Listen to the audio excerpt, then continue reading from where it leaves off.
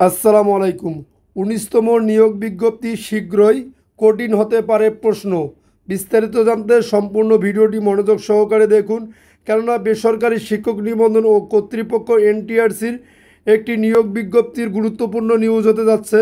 তার আগে অবশ্যই আমাদের চ্যানেলটি সাবস্ক্রাইব করে পাশে থাকা বেল বাটনটি অন করে রাখবেন পরবর্তী ভিডিওর জন্য। এনটিআরসির বেসরকারি শিক্ষা প্রতিষ্ঠানের শিক্ষক নিয়োগের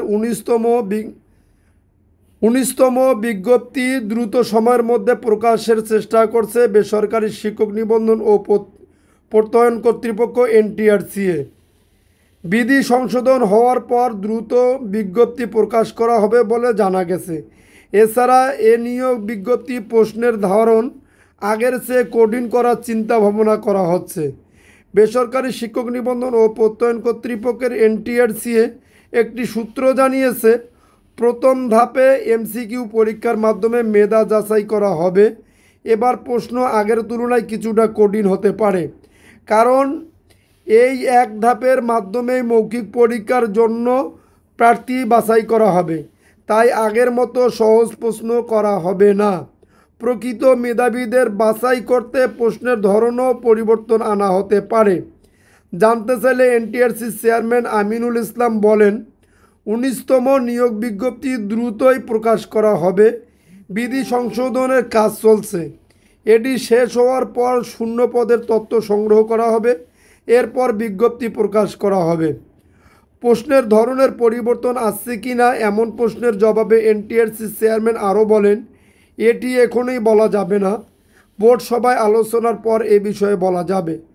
নতুন নিয়োগ বিজ্ঞপ্তিতে যেসব পরিবর্তন আসছে, নতুন নিয়োগ বিজ্ঞপ্তিতে নিয়োগ পদ্ধতিতে স্কুল, কলেজ, মাদ্রাসা ও কারিগরি ৩ বিভাগের জন্যই ২০০ নম্বরের পরীক্ষার প্রস্তাব করা হয়েছে।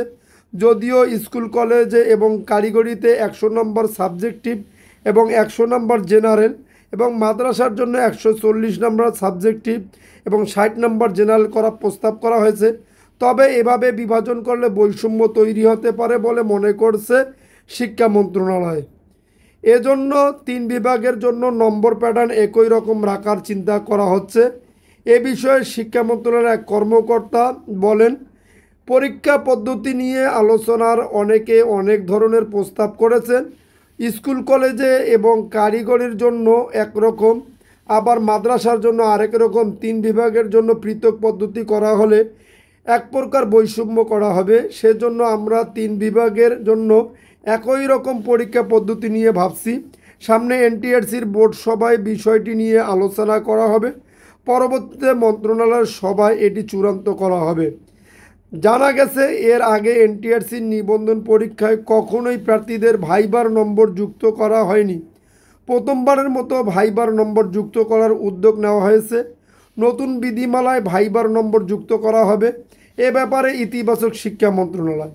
এ বিষয়ে মাউশির এক কর্মকর্তা বলেন, বিসিএস সহ সব ধরনের চাকরির পরীক্ষায় ভাইবার নম্বর যুক্ত করা হয়। আমরাও এনটিআরসির নিয়োগ পরীক্ষায় ভাইবার নম্বর যুক্ত করার মতামত দিয়েছি। ভাইবার নম্বর যুক্ত না হলে প্রার্থীদের প্রকৃত মেধা যাচাই করা সম্ভব হবে না। আশা করছি আমাদের মতামত শিক্ষা মন্ত্রণালয় গুরুত্ব সহকারে বিবেচনা করবে।